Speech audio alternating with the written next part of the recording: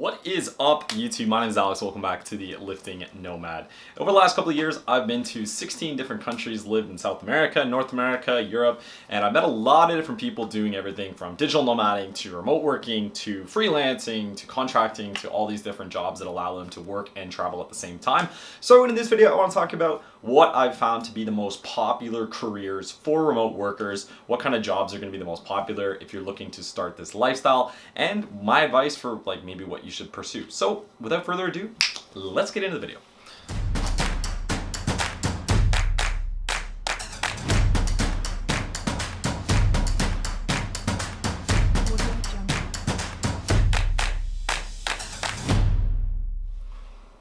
Man, that fade is looking fresh. This is the first time trying the lighting in front of the window as well, so we got a little bit of natural light, a little bit of fake light from the camera too. Quick little caffeine break. Sponsored by Rise. No, just kidding. I wish. Maybe someday. Anyways, so basically when I look at remote work and the types of jobs that I see people doing, everything from like those videos you see on Instagram of people like working on the beach, having pints and meeting girls while they're just playing around on their MacBook for a couple hours a day and generating money. I just want to preface by saying it's usually not as luxurious as you think, and most of the people who are actually living like a permanent remote work lifestyle in like Bali or Thailand or just consistently moving around the world, kind of chasing that forever summer, they're typically not doing things that allow them to work like an hour a week. There has to be some sort of effort put in for the most part. So when I talk about these jobs, I think basically there's two essential breakdowns that are the types of professions or types of jobs that you can have if you're going to be working remote. The first one being you are an employee of another company. So you're working for the man, you're getting someone else rich, you're making corporate America better off. Really having a great purpose there. That's what I would fall under. I've typically always worked for other companies that have been remote jobs that allow me to travel and stay in these places while I'm working my normal job that I would do at home. Right now, I'm in my hometown, I guess you could say, of Toronto, Canada, and I'm doing essentially the same work on my laptop from my bedroom as I would be in a foreign destination. So it's really not that different for me to just pack everything up, move to a foreign place, and then start working normally. These are typically a lot of people in technology. I would say is by far like tech or SaaS, software as a service, the most popular roles you see in this type of job where they're working for someone else. Reason being, especially during the pandemic and a little bit before that as well, a lot of these companies, whether they were tech startups or mid-size or where like publicly traded larger size companies, during the pandemic especially, they went fully remote, and it kind of allowed people to start experimenting with moving around, and now it's a lot more regulated with digital nomad visas and things like that. But essentially during the first year of the pandemic, people could essentially just say adios and head to like Costa Rica or something, and there was really no laws in place for remote work at the time. There's always going to be like worker visa laws where if you're in a foreign country, you typically can't have a job in that country without a visa for it. So for instance, let's say I was to go to the United States and take a job working in the United States as a Canadian citizen. I can't do that working on American soil, working an American job. However, I work for an American company, and now I'm as a remote worker based in Canada. It's totally fine for me to work here. Obviously, I'm a citizen. I can do work in my own country. So at the beginning of the pandemic, there was a lot of gray areas here around the legality of this. Granted, let's say I'm in Mexico and I'm working for an American company on my computer. I'm technically not working in Mexico. So there was a long, for that first year, a lot of people got away with this of, I can work for my employer, I don't need a visa, I can just go to another country and work remote.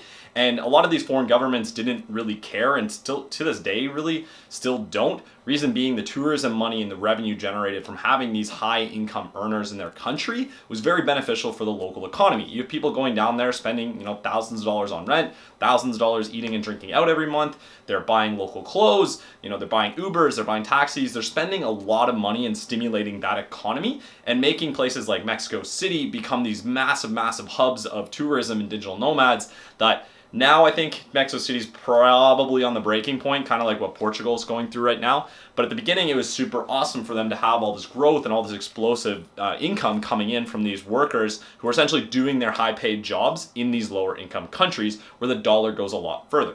Now, the problem kind of came up over the last couple of years. It's kind of the mid 2023 at this point, where people were starting to worry about obviously like gentrification, the absolute explosive cost of housing, which is really a global issue. It's not so much just digital nomads. Like here in Toronto, rent's gone up like 50% in the last 3 or 4 years. Same kind of thing in Lisbon. But the problem was with Lisbon, for instance, the rent went so high that the locals couldn't actually afford to live there anymore. Only these digital nomads and expats could afford it. So now the government kind of step in, remove these digital nomad visas. The people have a lot of animosity towards tourists and digital nomads there as well. So that was something to consider. Now let's fast forward all these workers who were working for the man, grinding for corporate America. Now it started to get a lot more finicky. The customs agents and the governments of these countries started to be a lot more scrutinous of people coming in and working there on these remote jobs, but taking away the housing from local people and potentially driving up the costs of living there for the locals who are actually the citizens of those countries. That being said, a lot of people I do meet are still doing this route of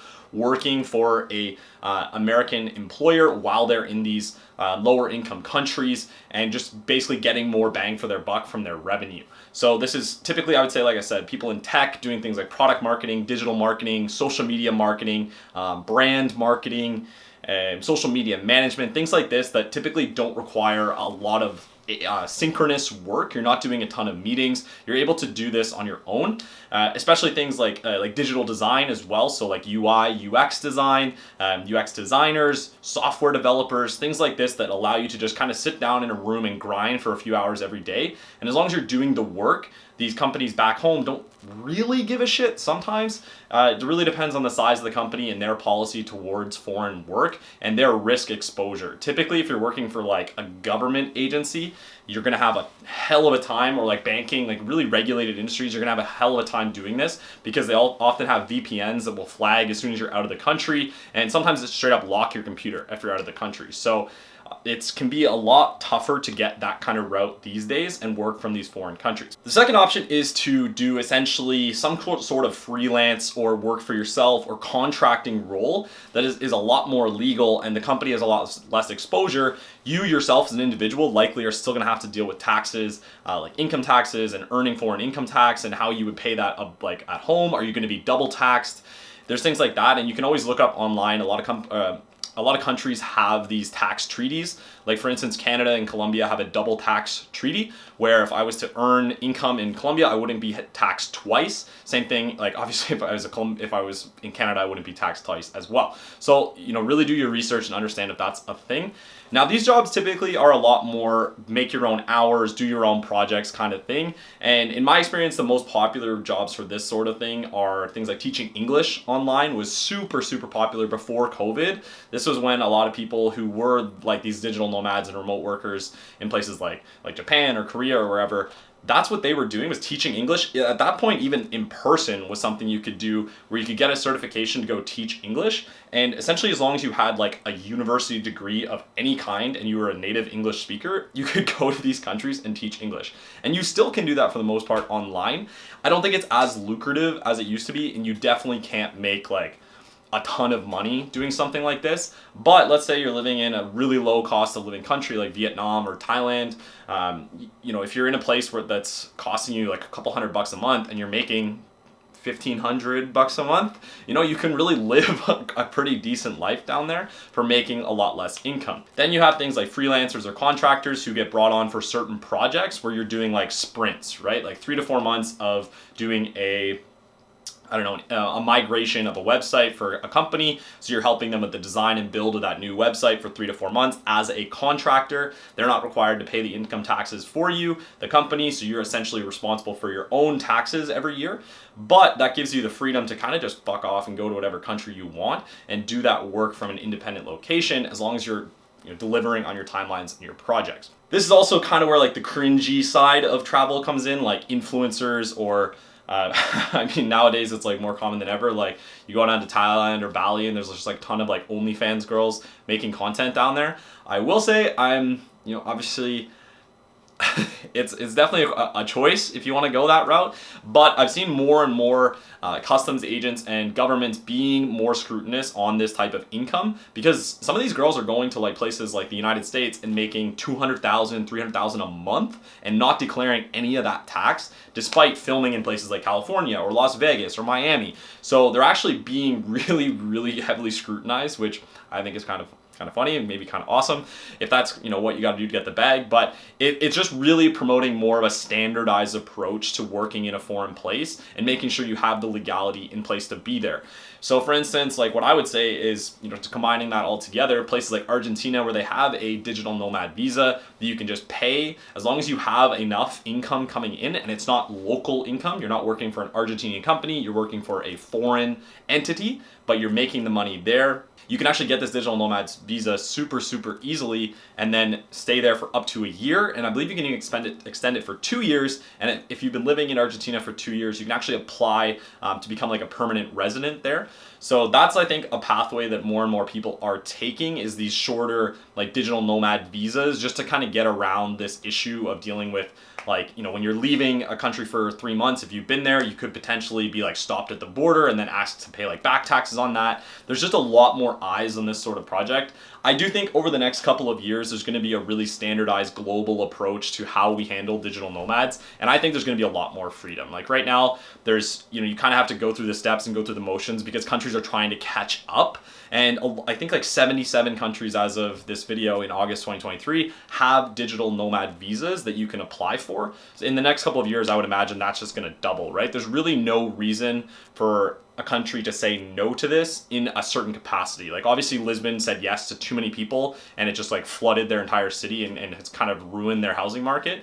But as long as they're monitoring how many people are coming in, and they can do that because it's going to be an official process, it's just going to let them standardize the whole chain of allowing people into the country and just make it a lot easier for everyone to actually get into those countries, work remote, and become a remote worker. So I think that's essentially like the two main types of jobs. Like I said, whether you're working for a company in a foreign country and then living somewhere else and earning that income back home and then just living in a different place and paying for, you know, your rent and your groceries there in a foreign country, or you're a freelancer or a contractor working for yourself and allowed to basically make your own money.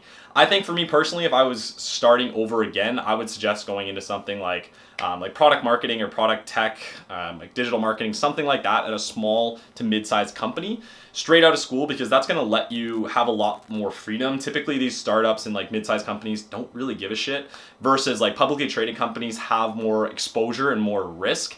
You know, you see companies like Salesforce that have data breaches that make them a lot more exposed to things overseas. So they're maybe a little bit more hesitant about allowing their workers to go to places and not do that just because they're trying to cover their own ass, really.